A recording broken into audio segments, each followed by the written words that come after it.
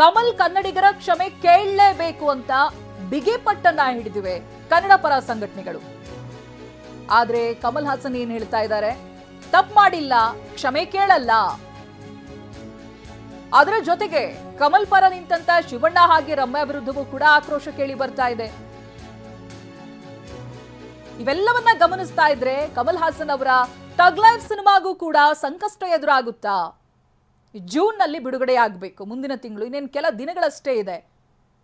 ಸಿನಿಮಾಗೂ ಕೂಡ ಸಂಕಷ್ಟ ಎದುರಾಗುತ್ತಾ ಅಂತ ಅವರನ್ನೇ ಬ್ಯಾನ್ ಮಾಡಬೇಕು ಅನ್ನೋ ರೀತಿಯಾಗಿ ಕನ್ನಡ ಪರ ಸಂಘಟನೆಗಳು ಆಕ್ರೋಶವನ್ನು ವ್ಯಕ್ತಪಡಿಸ್ತಾ ಇದ್ದಾರೆ. ಆ ನಂತರದಲ್ಲಿ ಒಂದು ಕಾರ್ಯಕ್ರಮದ ಸಂದರ್ಭ ಕಮಲ್ ಹಾಸನ್ ಕೊಟ್ಟಿರುವಂತಹ ಹೇಳಿಕೆ, ಅದಾದ ನಂತರ ಕ್ಲಾರಿಫಿಕೇಶನ್ ಕೊಡುವಂತ ಸಂದರ್ಭ, ಕ್ಷಮೆನೂ ಕೇಳದೇನೆ ಮಾತನಾಡಿರುವಂತ ರೀತಿ, ಇದನ್ನ ಮುಂಡಾಟ ಅಂದೇ ಬೇರೇನು ಹೇಳೋದಕ್ಕೆ ಸಾಧ್ಯ ಇಲ್ಲ. ಸಿನಿಮಾ ಸೆಲೆಬ್ರೇಷನ್ ಮಾಡ್ತೀವಿ ಅಂತ ಒಂದು ಚಿತ್ರಮಂದಿರ ಹೇಳ್ತಾ ಇದೆ. ಸರ್, ನನ್ನ ರೆಸಿಗ್ನೇಷನ್ ಯಾಕೆ ಸರ್? ನಾನೇ ಜಾಬ್ಸ್ ನ ಕ್ರಿಯೇಟ್ ಮಾಡಿ ಬಾಸ್ ಆಗ್ಬೇಕು ಅಂತಿದ್ದೀನಿ. ಹೇಗೆ? ಬಾಸ್ ವಾಲಾ ಬಿ ದ ಬಾಸ್. ಸಿನಿಮಾವನ್ನ ಆಚರಿಸೋಣ ಅಂತ ವಿಕ್ಟರಿ ಥಿಯೇಟರ್ ಕೊಟ್ಟಿರುವಂತ ಹೇಳಿಕೆ, ಕ್ಷಮೆ ಕೇಳಲ್ಲ ಅಂದ್ರೂ ನಾವು ಸೆಲೆಬ್ರೇಷನ್ ಮಾಡ್ತೀವಿ, ವಿವಾದ ಬಿಟ್ಟು ಆಚರಿಸೋಣ ಅಂತ ವಿಕ್ಟರಿ ಥಿಯೇಟರ್ ಟ್ವೀಟ್ ಮೂಲಕವಾಗಿ ಹೇಳಿರೋದು ಇದೀಗ ಆಕ್ರೋಶಕ್ಕೆ ಕಾರಣವಾಗ್ತಾ ಇದೆ. ಶೀಘ್ರದಲ್ಲೇ ಬುಕಿಂಗ್ ಆರಂಭ ಅಂತ ವಿಕ್ಟರಿ ಥಿಯೇಟರ್ ಹೇಳಿದೆ. ಒಂದೇ ಹೃದಯ, ಒಂದೇ ಕನಸು, ಒಂದೇ ಭಾವನೆ. ವಿಕ್ಟರಿ ಥಿಯೇಟರ್ ಟ್ವೀಟ್ಗೆ ಇದೀಗ ಸಾಮಾಜಿಕ ಜಾಲತಾಣದಲ್ಲಿ ಆಕ್ರೋಶ ವ್ಯಕ್ತವಾಗ್ತಾ ಇದೆ. ಜೂನ್ 5ನೇ ತಾರೀಕು, ಇನ್ನೇನು ಕೆಲ ದಿನಗಳಲ್ಲಿ ರಿಲೀಸ್ ಆಗ್ತಾ ಇರುವಂತ ಟಗ್ ಲೈಫ್ ಚಿತ್ರ, ಇದಕ್ಕೆ ಸಪೋರ್ಟಿವ್ ಆಗಿ ವಿಕ್ಟರಿ ಥಿಯೇಟರ್ ಮಾಡಿರುವಂತ ಟ್ವೀಟ್ಗೆ ಆಕ್ರೋಶ ವ್ಯಕ್ತವಾಗ್ತಾ ಇದೆ. ಒಂದೇ ಹೃದಯ, ಒಂದೇ ಕನಸು, ಒಂದೇ ಭಾವನೆ ಅಂತ ಇದೇ ಟ್ವೀಟ್ಗೆ ಇದೀಗ ಆಕ್ರೋಶಗಳು ವ್ಯಕ್ತವಾಗ್ತಾ ಇದೆ. ಯಾಕಂತ ಹೇಳಿದ್ರೆ ಕನ್ನಡ ಪರ ಸಂಘಟನೆಗಳು, ಕನ್ನಡದ ನಟ ನಟಿಯರು ಎಲ್ಲರೂ ಕೂಡ ಆಕ್ರೋಶವನ್ನು ವ್ಯಕ್ತಪಡಿಸ್ತಾ ಇದ್ದಾರೆ. ಸಿನಿಮಾ ರಿಲೀಸ್ ಆಗೋದು ಹೋಗ್ಲಿ, ಕಮಲ್ ಹಾಸನ್ ಅವರನ್ನೇ ಬ್ಯಾನ್ ಮಾಡಿಬಿಡಬೇಕು, ಅಫ್ಕೋರ್ಸ್ ಅಂತಹ ಒಂದು ಪದಗಳನ್ನು ಬಳಸಬಾರದು ಅನ್ನೋದಾಗಿದೆ. ಅದರ ಹೊರತಾಗಿಯೂ ಕೂಡ ಆಕ್ರೋಶ ವ್ಯಕ್ತವಾಗ್ತಾ ಇದೆ. ಅಂಥದ್ರಲ್ಲಿ ಥಿಯೇಟರ್ ಮಾಡಿರುವಂತಹ ಪೋಸ್ಟ್ ಇದೀಗ ಆಕ್ರೋಶಕ್ಕೆ ಕಾರಣವಾಗ್ತಾ ಇದೆ. ಇನ್ನು ಕಮಲ್ ಹಾಸನ್ ಒಳ್ಳೆಯ ಮದುವೆ ಊಟ ತಿಂದು ಕೈ ತೊಳೆದೇನೆ ಮೈ ಮೇಲೆ ಒರೆಸ್ಕೊಂಡ್ ಬಿಟ್ರು ಅಂತ ವ್ಯಂಗ್ಯ ಮಾತುಗಳಿಂದ ಸಾಧು ಕೋಕಿಲ ಕಮಲ್ ಹಾಸನ್ ಅವರಿಗೆ ತಿವಿದಿದ್ದಾರೆ. ಕಮಲ್ ಹಾಸನ್ ಕ್ಷಮೆ ಕೇಳಬೇಕು, ಬೇರೆ ದಾರಿನೇ ಇಲ್ಲ ಅಂತ ಹೇಳಿದ್ದಾರೆ. ನಮ್ಮ ಪ್ರತಿನಿಧಿ ಮಂಗಳಾ ಸಾಧು ಕೋಕಿಲ ಅವರನ್ನ ಮಾತನಾಡಿಸಿದ್ದಾರೆ. ಬನ್ನಿ, ಅವರೇನು ಹೇಳಿದ್ದಾರೆ ನೋಡೋಣ. ಈ ಒಂದು ಸ್ಟೇಟ್ಮೆಂಟ್ ಬಗ್ಗೆ, ಕಮಲ್ ಹಾಸನ್ ಅವರು ಮಾಡಿರೋ ಒಂದು ಹೇಳಿಕೆ ಬಗ್ಗೆ ನಿಮ್ಮ ರಿಯಾಕ್ಷನ್ ಏನು? ಇಲ್ಲ, ಅವರು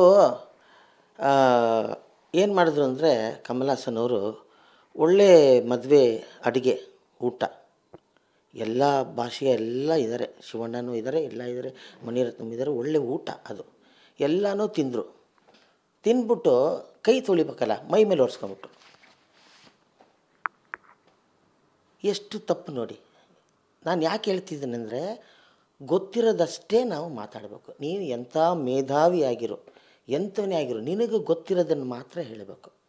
ಇದು ಸಿನಿಮಾ ಪ್ರಮೋಷನ್ ಮಾಡಿದ್ರಿ, ನಮ್ಮ ಸ್ನೇಹಿತರು ಅಂದ್ರಿ, ನಮ್ಮ ತಂದೆ ಸ್ಥಾನ ರಾಜ್ಕುಮಾರ್ ಅವರಂದ್ರಿ, ನಮಗೆಲ್ಲ ಹೆಮ್ಮೆ ಇದೆ.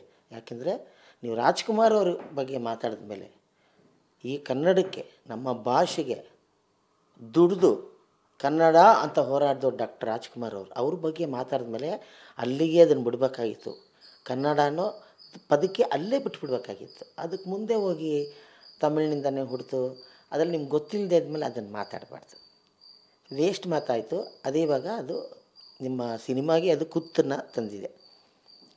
ಸತ್ಯ, ಅದು ಭಾಷೆ ಅದರದ್ದೇ ಆದಂಥ ನಮ್ಮ ಇವತ್ತಿಗೂ ಎಲ್ಲರೂ ಕನ್ನಡ ಲಿಟ್ರೇಚರ್ ಬಂದು ಪುರಾತನ ಕಾಲದ್ದು ಅಂತ, ಲಿಪಿ ಕನ್ನಡ ಬಂದ ಮೇಲೇ ಬೇರೆ ಬಂದಿರೋದು ಅಂತೂ ಕೂಡ ಇದೆ.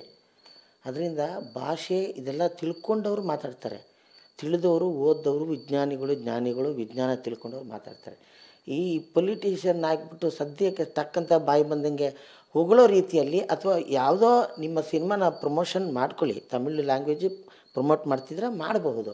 ಹಂಗನ್ಬಿಟ್ಟು ಭಾಷೆನ ನೀವು ಆ ಥರ ಮಾತಾಡೋದು ಬಹಳ ಅಕ್ಷಮ್ಯ ಅಂತ ಹೇಳ್ತಾರಲ್ಲ, ಬಹಳ ಅಪರಾಧ ಅದು ಖಂಡಿತ.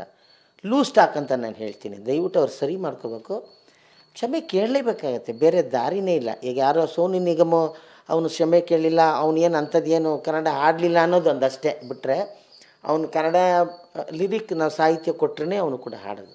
ಆಮೇಲೆ ಕಮಲ್ ಹಾಸನ್ ಅವರು ಕನ್ನಡ ಮಾತಾಡ್ತಾರೆ, ಇಷ್ಟು ವರ್ಷದಿಂದ ಕನ್ನಡ ಅವರು ಸಿನಿಮಾಗಳು ತಮಿಳ್ನಾಡಿನಲ್ಲಿ ಓಡದೆ ಹೋದ್ರು ಕೂಡ ಕರ್ನಾಟಕದಲ್ಲಿ ಓಡಿದೆ 100 ದಿನ. ಒಂದು ಗುಣ ಸಿನಿಮಾ ಅಲ್ಲಿ ತಮಿಳ್ನಾಡಲ್ಲಿ ಕಳಪೆ ಸಿನಿಮಾ, ಕರ್ನಾಟಕದಲ್ಲಿ 100 ದಿನದ ಸಿನಿಮಾ. ಬರೀ ನಮ್ಮ ಕನ್ನಡ ಅಭಿಮಾನಿಗಳಾಗಲಿ, ಕನ್ನಡ ಹೋರಾಟಗಾರರಾಗಲಿ, ಚಿತ್ರರಂಗದವರಾಗಲಿ ಬಿಟ್ಟು ಸರ್ಕಾರದವರು ಇದನ್ನು ಈ ಥರ ಫಸ್ಟ್ ಮಾತಾಡೋರನ್ನ ಇದನ್ನು ಎಲ್ಲರೂ ಟೋಟ್ಲಾಗಿ ಕಟ್ ಮಾಡಬೇಕಾಗಿರೋದು ಸರ್ಕಾರದ ಜವಾಬ್ದಾರಿನೂ ಇದೆ. ಖಂಡಿತ. Thank you. ಸೊ ನೋಡಿದ್ರಲ್ಲ, ಇದಿಷ್ಟು